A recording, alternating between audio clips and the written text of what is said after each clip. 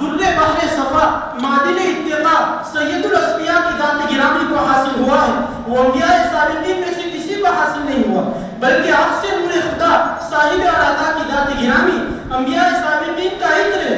اللہ تعالیٰ نے اپنی ان محبوب بندوں کو جو علم عطا فرمایا ان سے کہیں زیادہ ربنائن، بلکہ مجموعہ علم کہہ دیا جائے تب بھی مبالغہ ثابت نہیں ہوگا.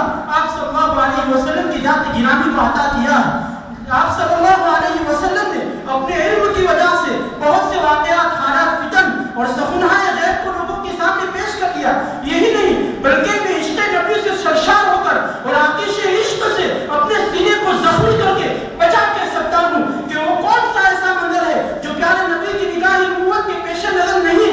ارے سیدہ آمنہ کے دلدار، دست قدرت کے شاہکار، مطلوب احجار اور اشجار کی ذات گرامی سے کوئی غیب پوشیدہ رہ سکتا ہے جب غیب الغیب رب کائنات ہی پوشیدہ نہ رہ سکا؟ جن آنکھوں سے خدا نہیں چھپا تو اس سے اور کوئی چیز کیسے پوشیدہ ہو سکتی ہے؟ اسی مفہوم کو اعلیٰ حضرت عظیم البرکت مجدد دین